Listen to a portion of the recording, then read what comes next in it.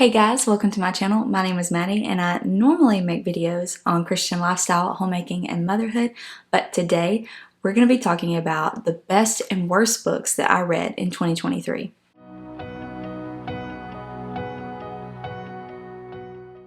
If you are new to this channel, you may not know that I used to exclusively review books on my channel and have since left BookTube, but I still love to read and I'm very excited to share with you guys my favorite books of the year and some of the worst ones that I read. I have 10 favorite books of the year to share with you guys, and I broke them into 5 categories and I have 2 in each category. The first category is YA fantasy, and the first book I want to talk about is Of Poseidon by Anna Banks.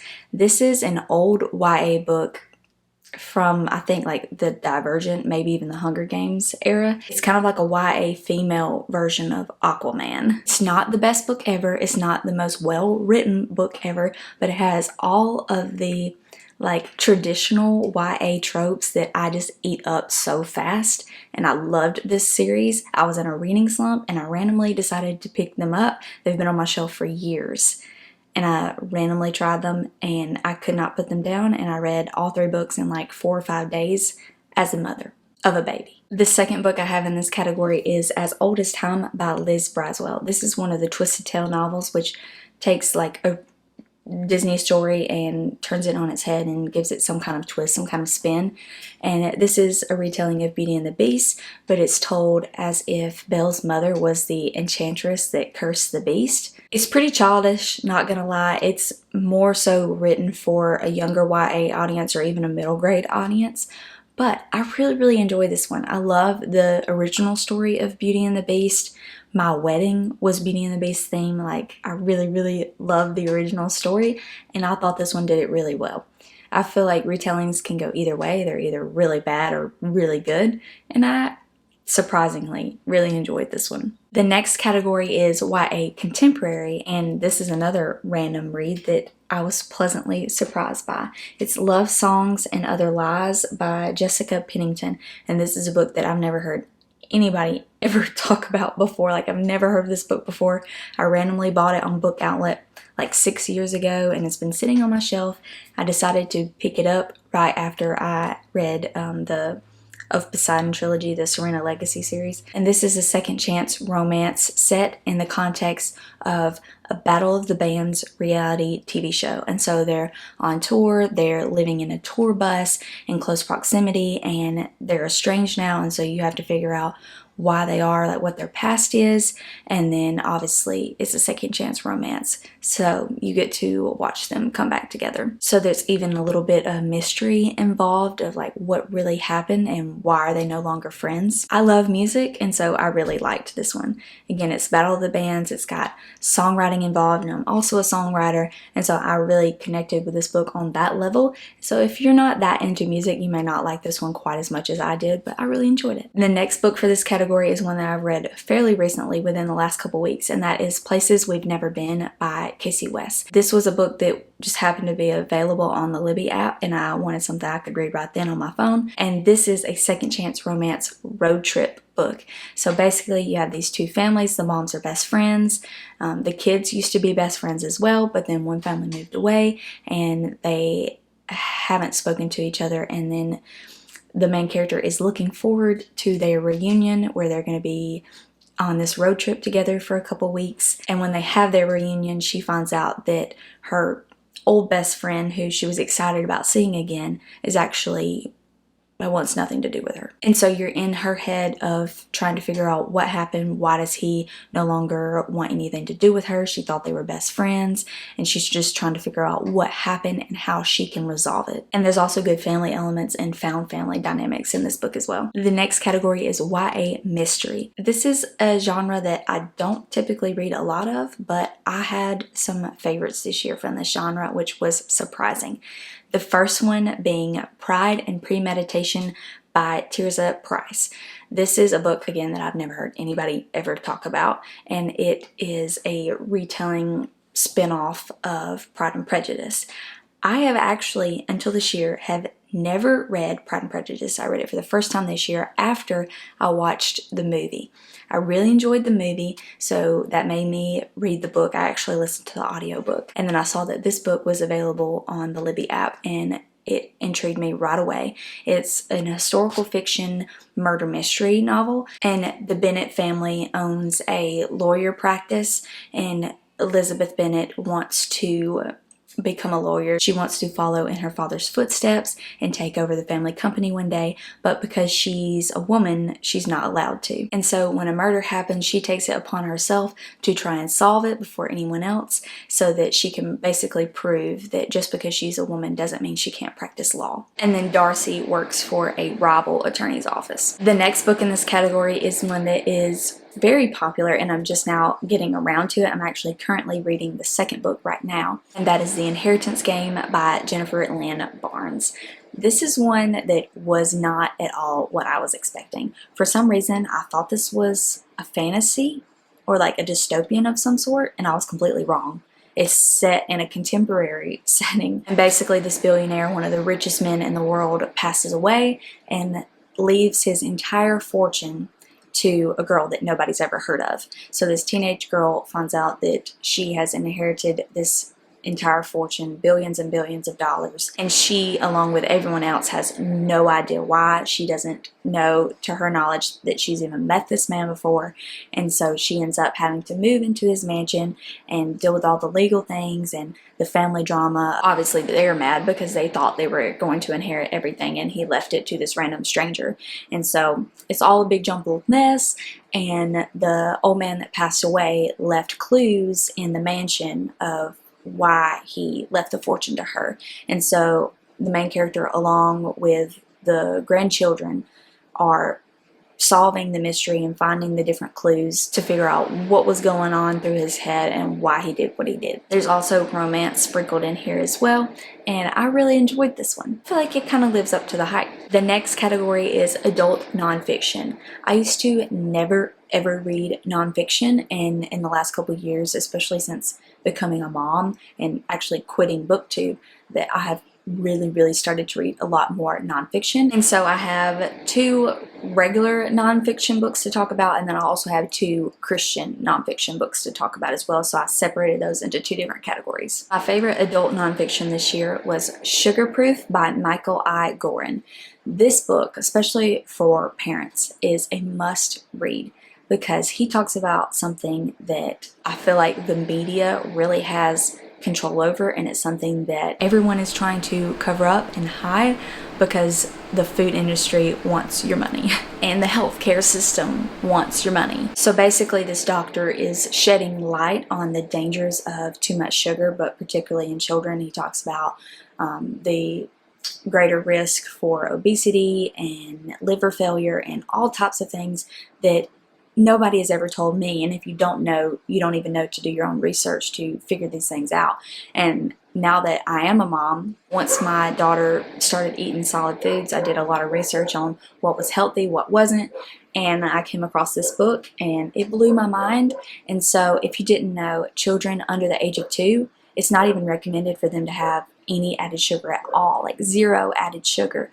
But for some reason, all of these baby products, all of these toddler products, like they're designed specifically for that age group. They are loaded with sugar that little kids like that aren't even supposed to have at all. And yes, I believe as the child gets older, you do things in moderation, but for children under the age of 2, there are significant health consequences to having sugar in their diet. If it's not naturally found in a fruit or what have you, then they don't need it at all.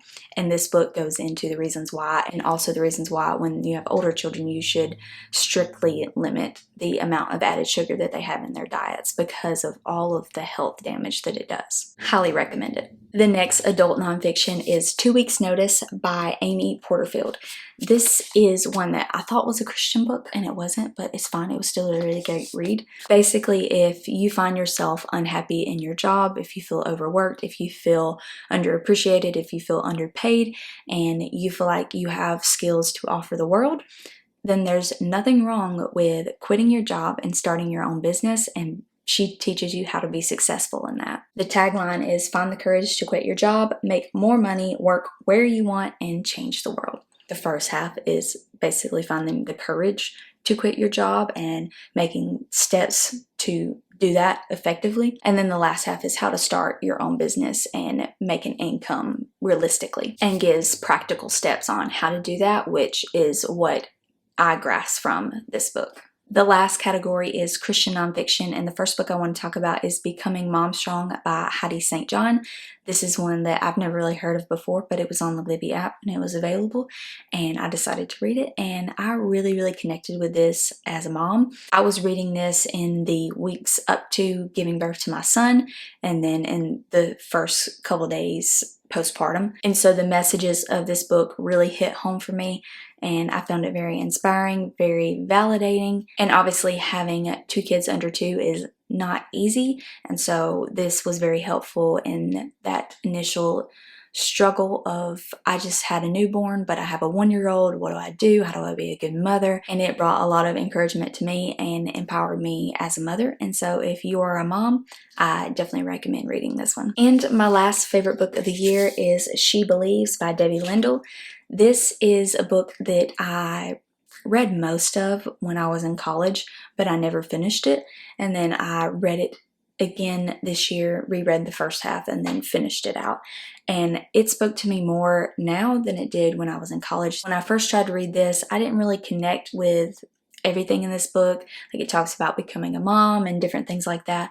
And so I didn't connect with it the first time as much as I did the second time around. I'm married to someone in ministry just like she is, and so I really connected more with the messages of this book and her personal experiences. But if you are a younger audience, I do think you will enjoy it as well. It has a lot of great messages that young girls need to hear too. Alright, now on to my worst books of the year. I only have 4 to share because there were a lot of mediocre books that I read, but there were 4 that stick out to me as the worst books of the year. The first one is These Shallow Graves by Jennifer Donnelly. This is one that I buddy read with my friend Elle from the channel Everything Elle. We have been reading books together for like 6 years at this point, I think. And so obviously I love that experience of reading this book. However, the book itself was so frustratingly predictable. This is a historical fiction murder mystery, and it follows a feminist character who is supposed to be very strong and very smart, but she is one of the dumbest characters I've ever read about, not because she's actually dumb, but because she is so naive. It is incredibly ridiculous how naive she is. And so Elle and I both figured out who the murderer was, like right away. Instantly we knew who had killed the main character's father. But she doesn't figure it out for hundreds of pages. And it was infuriating. Next is an adult contemporary book, and that is One Italian Summer by Rebecca Searle. This is one that I randomly listened to the audiobook for, and it wasn't a bad book. However, I had some issues with the messages it was sending. Basically, this woman's mother passes away, and she suddenly decides that she doesn't want to be married anymore because her mother passed away, which doesn't make sense to me at all. Like, if you love this person and you made a commitment to them and they haven't done anything wrong, you're just in the middle of grief. Like, why would you just suddenly decide that, hey, like, I don't want to be married anymore, I'm divorcing you or whatever, I need separation? Anyway, she decides to go on this trip to Italy to get away from her husband, who literally has done nothing wrong and has only tried to be supportive and be there for her in her time of need. And basically, while she's there, she meets a younger version of her mother, and it's like really weird. Like, obviously her mom has passed away, so like, is she dreaming? What is happening? Why is her mom there? And she knows that her mom spent a summer there in Italy when she was younger, and so the main character is basically there for that summer, like she's gone back in time or something. And so she gets to interact with her mom and becomes really good friends with her mom, and her mom has no idea that that is actually her daughter from the future. So she gets to explore her mom's past, and like, I enjoyed all of that parts of the book. However, this book also has cheating, and so I personally felt uncomfortable, and I wouldn't recommend it to anybody else. The next book is a little bit of a controversial one, and that's Maybe Someday by Colleen Hoover. I don't know why I keep trying calling Hoover books, because I know that I don't approve of the messages that are being sent in her books. A lot of people love them. However, this book is basically a story about cheating, and I mean, if that's your thing, then I guess that's your thing. But again, I don't enjoy books about cheating, and so even though this book did have some music elements and songwriting which I connected with, I'm not going to recommend this book because it's literally just a story about a man cheating on his girlfriend with the main character who just moved into his apartment as a roommate. And lastly, one of the worst books I read this year, unfortunately, was A Whole New World by Liz Braswell. This is part of the same Twisted Tale series of As Old as Time that was on my favorites list of the year. And this is a retelling spin-off of the story of Aladdin, which I really, really love as well. And the tagline of the story is, "What if Aladdin had never found the lamp?" And so whenever he's escaping the Cave of Wonders and hands the lamp to Jafar, Jafar takes it and he doesn't get it back, and so then he's trapped in the Cave of Wonders and all of that. And so it's what happens when Jafar actually takes control of the lamp. The concept was fun, but the writing was just awful, honestly. Like it was just not good. There were so many ridiculous moments and lines that just made me cringe, and I hate to say it, but it just wasn't good. Which is really weird because I enjoyed the writing from the same author, and her other book made my favorites list and this one made the worst books. But I think this is one of the older books in this series, and so I guess maybe she's just grown as an author, which is a good thing. Maybe if she rewrote this one today, it would be a lot better. Unfortunately, it just didn't hit for me. Alright guys, those are the best and worst books that I read in the year of 2023. Let me know in the comments down below what were some of your favorites that you read this year so that I can add them to my list to read next year. If you like this video, please give it a thumbs up and then subscribe to my channel if you want to see videos on Christian lifestyle, homemaking, and motherhood. And I will see you guys in the next video.